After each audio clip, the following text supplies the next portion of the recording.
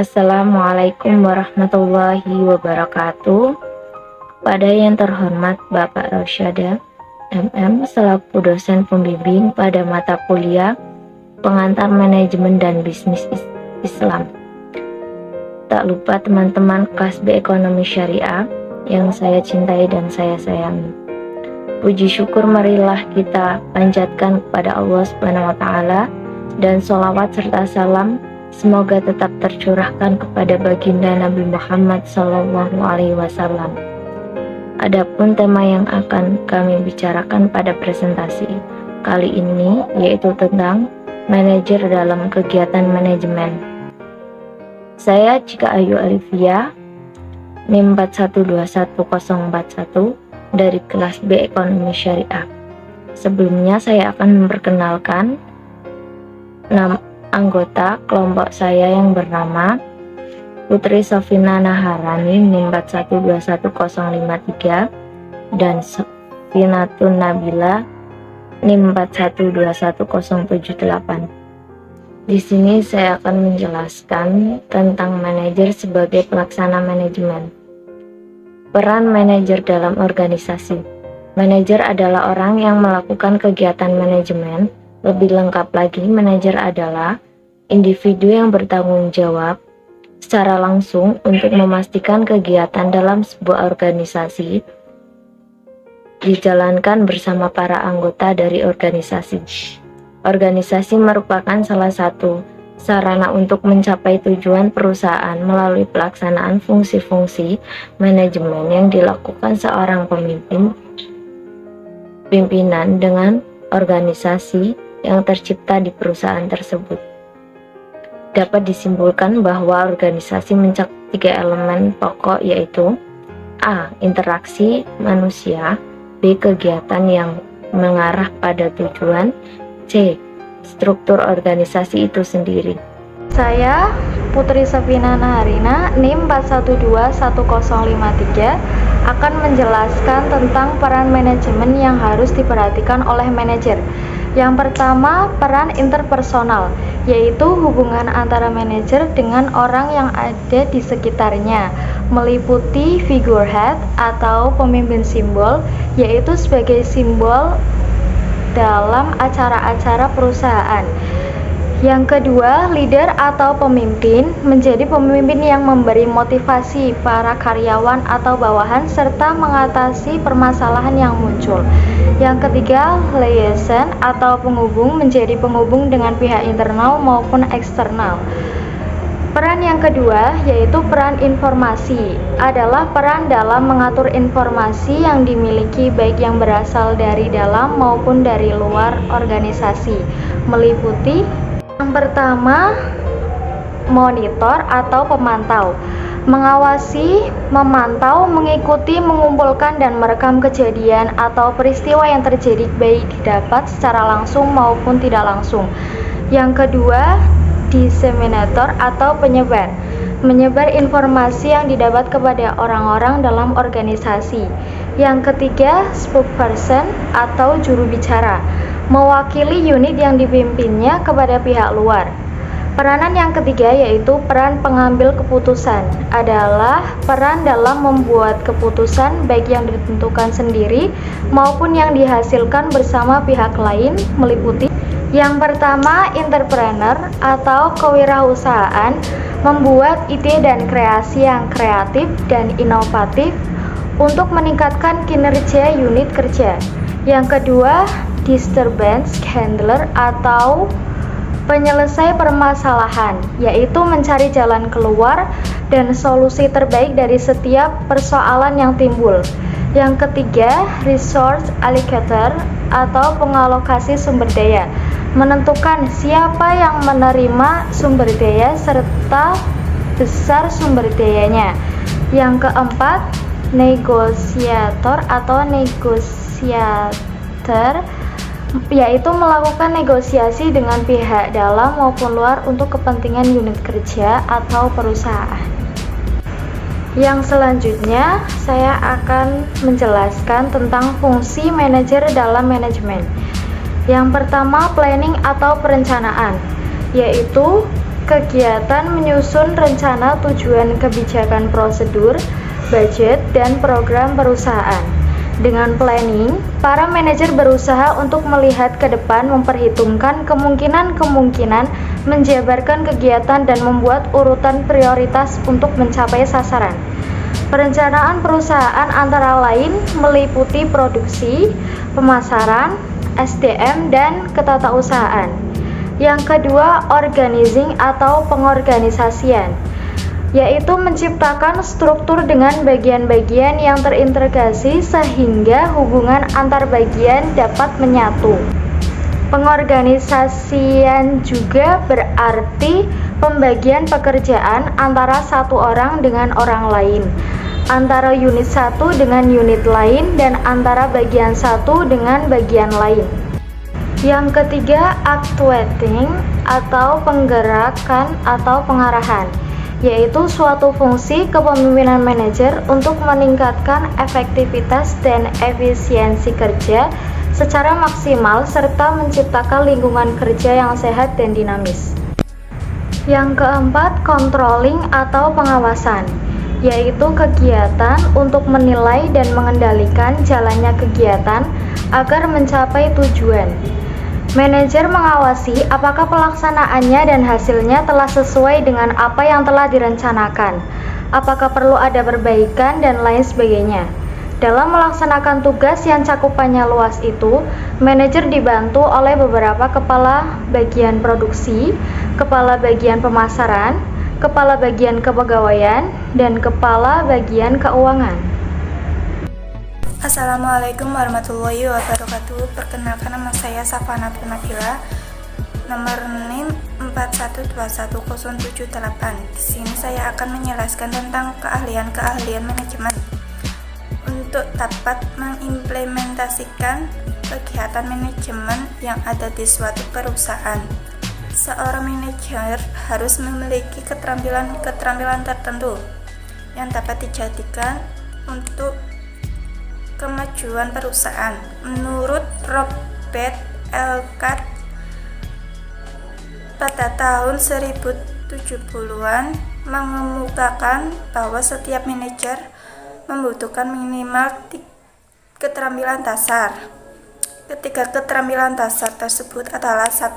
Keterampilan konseptual atau conceptual skill, yang artinya manajer tingkat atas top manager harus memiliki keterampilan untuk membuat konsep, ide, gagasan, dan kemajuan organisasi. Gagasan atau ide serta konsep tersebut kemudian harus dijabarkan menjadi suatu rencana kegiatan untuk mewujudkan gagasan atau konsepnya itu. Proses penjabaran ide menjadi suatu rencana kerja yang konkret itu biasanya disebut sebagai proses perencanaan atau planning. Oleh karena itu, keterampilan konseptual juga merupakan keterampilan untuk membuat rencana kerja. Yang kedua, keterampilan berhubungan dengan orang lain atau humanity skill. Selain kemampuan konseptual, manajer juga perlu dilengkapi dengan keterampilan berkomunikasi atau keterampilan berhubungan dengan orang lain yang disebut juga keterampilan kemanusiaan, komunikasi, dan persuasif harus selalu diciptakan oleh manajer terhadap bawahannya yang dipimpinnya. Dengan komunikasi dengan persuasif, sahabat, dan kebapakan akan membuat karyawan merasa dihargai, dan kemudian mereka akan bersikap terbuka kepada atasan. Keterampilan berkomunikasi diperlukan baik dengan tingkatan manajemen atas, menengah, maupun bawah. Yang ketiga, keterampilan teknis atau technical skill. Keterampilan ini umumnya merupakan bekal bagi manajer pada tingkat yang lebih rendah. Keterampilan teknis ini merupakan kemampuan untuk menjalankan suatu pekerjaan tertentu, misal menggunakan program komputer, perbaiki mesin, membuat kursi, akuntansi, dan lain-lain. Selain tiga keterampilan di atas, menurut Ricky W. Griffin menambahkan dua keterampilan dasar yang perlu dimiliki oleh manajer, yaitu satu, keterampilan manajer waktu, merupakan keterampilan yang menunjukkan kepada kemampuan seorang manajer untuk menggunakan waktu yang dimilikinya secara bijaksana. Griffin mengajukan contoh kasus Leo Frankfurt dari SCOA pada tahun 2004 sebagai manajer. Frankfurt digaji 2 juta US dollar per tahun. Jika diasumsikan, maka ia bekerja selama 50 jam per minggu dengan waktu sampai cuti 2 minggu. Maka gaji Frankfurt setiap jamnya adalah 800 US dollar per jam sampai sekitar 13 US dollar per menit. Dari sana dapat kita lihat bahwa setiap menit yang terbuang akan sangat merugikan perusahaan. Kebanyakan manajer tentu saja memiliki gaji yang sangat kecil dari Frankfurt, namun demikian waktu yang mereka miliki tetap merupakan aset berharga dan menyia-nyiakannya berarti membuang-buang uang dan mengurangi produktivitas perusahaan. Yang kedua, keterampilan membuat keputusan merupakan kemampuan untuk mendefinisikan masalah dan menentukan cara terbaik dalam memecahkannya. Kemampuan membuat keputusan adalah yang paling utama bagi seorang manajer, terutama bagi kelompok manajer atas top manajer. Griffin mengajukan 3 langkah dalam pembuatan keputusan. Pertama, seorang manajer harus mendefinisikan masalah dan mencari berbagai alternatif yang dapat diambil untuk menyelesaikannya. Kedua, manajer harus mengevaluasi setiap alternatif yang ada dan memilih sebuah alternatif yang dianggap paling baik.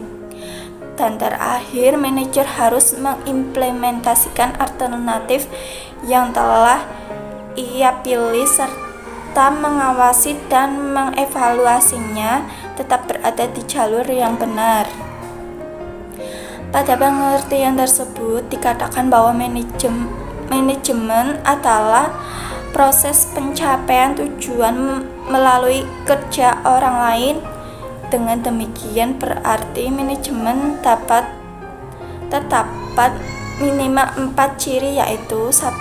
Ada tujuan yang dikehendak dicapai. Yang kedua, ada pemimpin atau atasan. Yang ketiga, ada yang dipimpin atau bawahan. Yang keempat, ada kerjasama. Khusus menyangkut masalah pemimpin atau atasan harus memiliki berbagai kemampuan atau skill. Kemampuan atau skill yang dimaksud terdiri 1. Managerial skill, entrepreneurial, yaitu kemampuan untuk menggunakan kesempatan secara efektif serta kecakapan kemampuan untuk memimpin usaha-usaha yang penting. Yang kedua, technological skill, yaitu keahlian khusus yang bersifat ekonomis teknis yang diperlukan pada pelaksanaan pekerjaan ekonomis. Yang ketiga, organisational skill, yaitu kecerdasan untuk mengatur berbagai usaha. Dalam kenyataannya, tidak setiap pemimpin harus memiliki seluruh kemampuan dengan tingkat intensitas yang sama.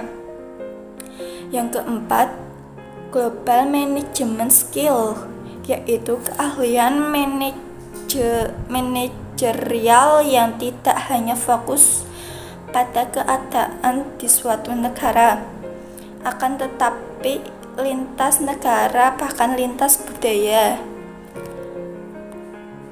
Demikian presentasi dari kelompok kami.